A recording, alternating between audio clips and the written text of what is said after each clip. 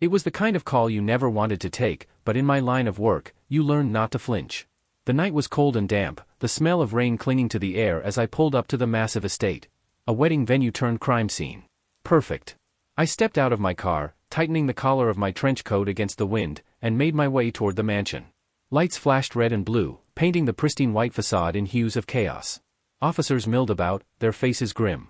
Detective Thorne, Officer Reyes greeted me as I approached the yellow tape. Bride's in shock.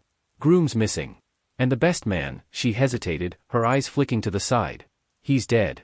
Strangled. Found him in the wine cellar. Strangled? I asked, stepping under the tape. My shoes crunched against gravel. With a necktie, Reyes said. Groom's tie, actually.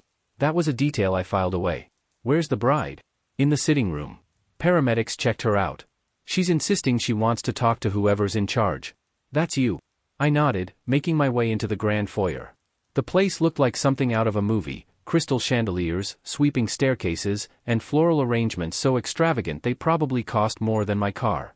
But tonight, the glamour was dimmed by the weight of what had happened here. The sitting room was just off the main hall.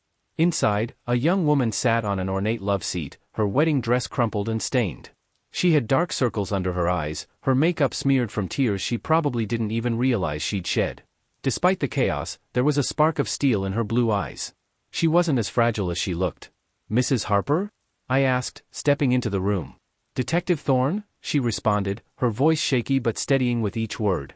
That's right, I said. You're the bride. Was the bride, she corrected. It didn't exactly end with a happily ever after. I gave her a nod of understanding and took a seat across from her. Can you tell me what happened? She took a deep breath, her fingers gripping the fabric of her dress. The reception was winding down. I went upstairs to change out of this thing, she gestured to the gown.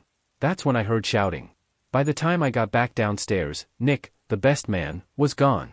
So was Caleb. Caleb? Your husband? I clarified. She nodded. Someone said they'd seen him heading toward the wine cellar. I went to look for him, but, her voice broke. I found Nick instead. Did you see anyone else down there?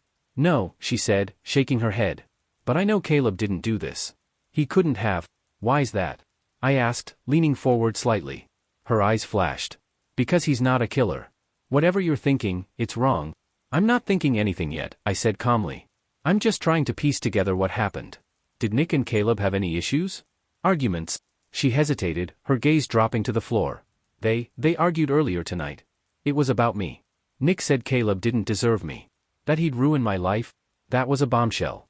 Did Caleb respond? He told Nick to mind his own business. It got heated, but I broke it up before it got worse. Caleb stormed off. Nick stayed behind. I thought it was over.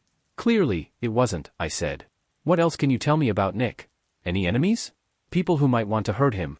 She bit her lip, thinking. Nick could be intense. Protective. He rubbed some people the wrong way. But I don't know anyone who'd want to kill him. You'd be surprised what people are capable of, I muttered.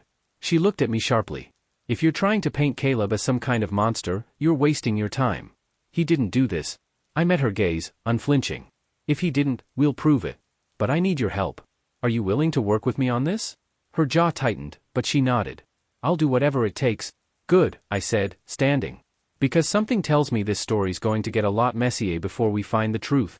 The next stop was the wine cellar. It wasn't hard to see why the venue's owner bragged about it. Rows of expensive vintages stretched along polished oak shelves, the faint scent of cork and aging wine lingering in the air. But the picturesque setting was ruined by the outline of Nick's body, still on the cold stone floor. We haven't moved him, Reyes said, joining me. CSU's been through, but it'll take time to process everything.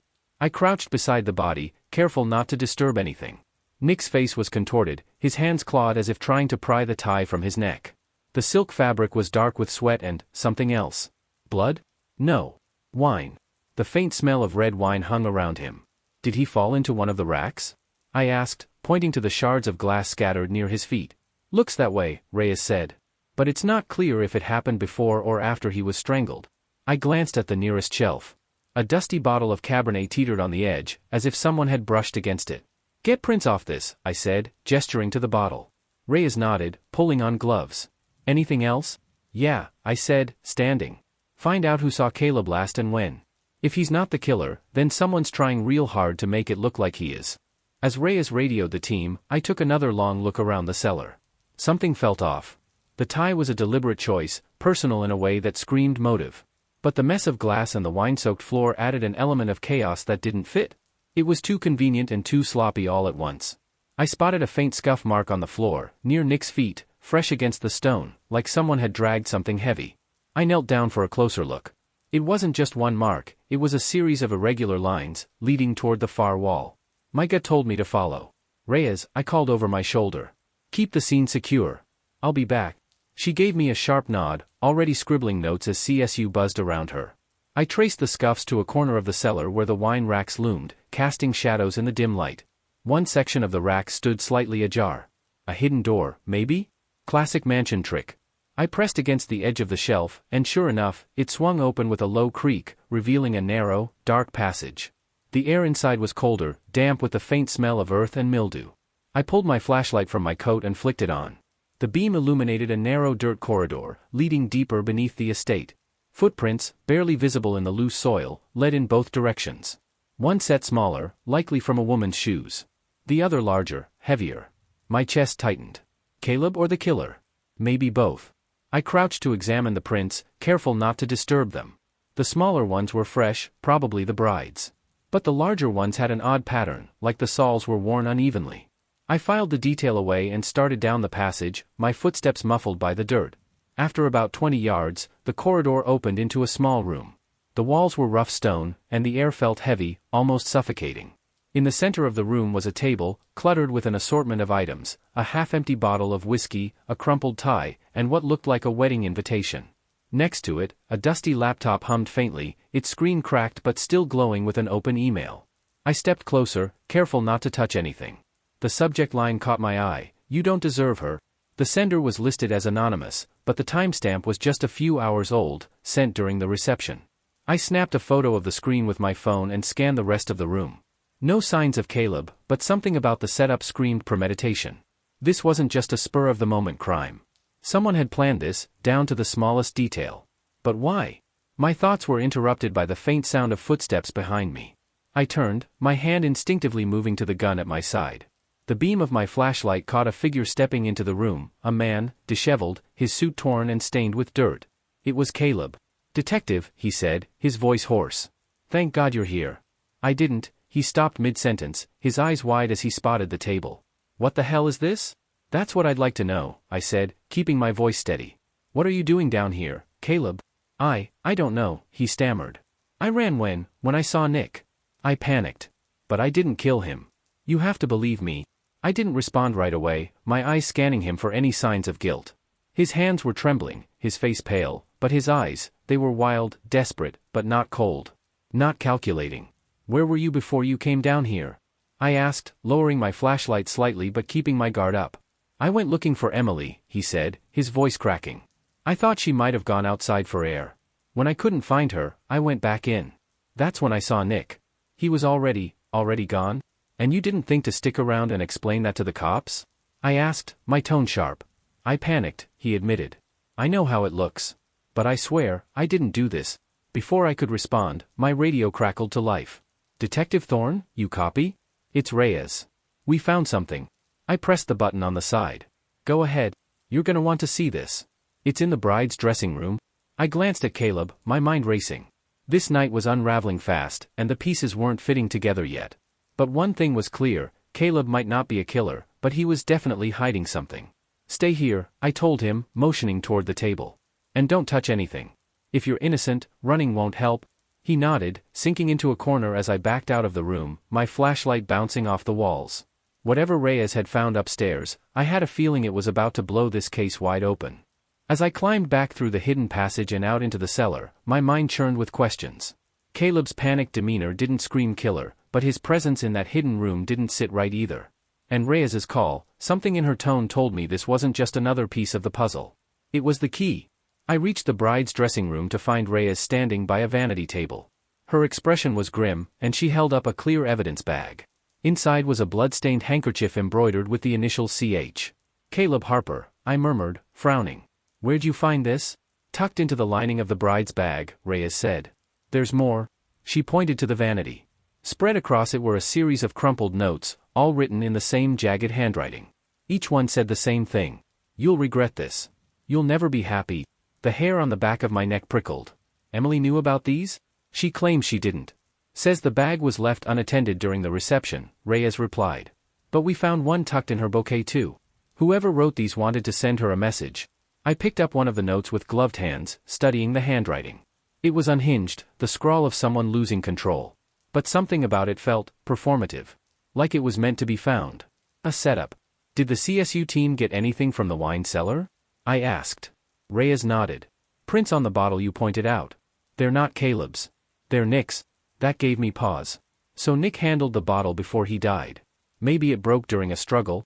Maybe, Reyes said hesitantly. But here's the twist, there's another set of prints on the broken glass. They match Emily Harper, the bride. I let out a slow breath, the pieces finally clicking together. Where is she now? Still in the sitting room, Reyes said, frowning. You don't think she... I do, I said, already heading for the door. She's been playing us, Reyes. Caleb's just the patsy. Emily was exactly where we'd left her, perched on the love seat, her eyes red-rimmed but calm. Too calm. When I walked in, her gaze flicked to me, and I caught the faintest hint of a smirk before she masked it with faux distress. Detective, she said softly, dabbing at her eyes with a tissue. Did you find Caleb? Is he okay? He's fine, I said, leaning against the doorframe. Funny thing, though. We found something in your bag. A blood-stained handkerchief. Care to explain? Her hand froze mid-dab, her expression faltering. I don't know how that got there. Right, I said dryly. Kind of like how you didn't know about the threatening notes hidden in your bouquet or the one in your bag. Strange how they all lead back to Caleb, don't you think? Her lips parted, but no sound came out. I stepped closer, keeping my voice low and steady. Here's what I think, Emily. You killed Nick. Maybe it was self-defense, maybe not. But then you saw an opportunity to pin it on Caleb. The argument earlier? Perfect motive. The necktie?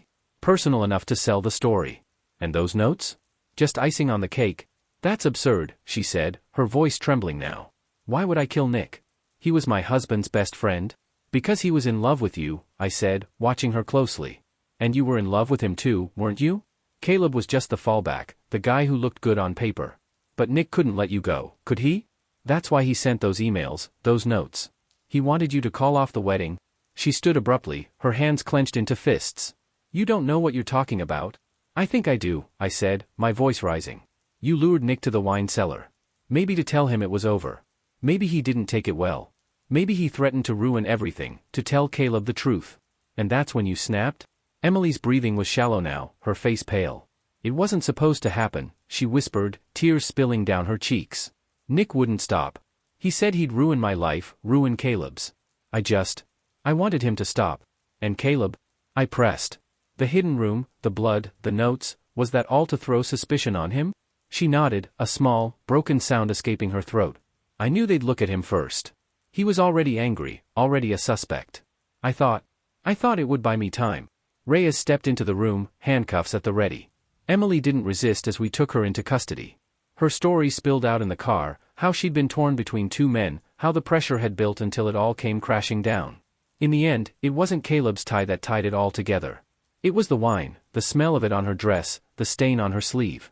She'd tried to clean herself up, but guilt had a way of leaving marks you couldn't hide. As we drove back to the station, I glanced at Reyes. Messy enough for you? She shook her head, a faint smile tugging at her lips. Messier than most. And with that, the case was closed.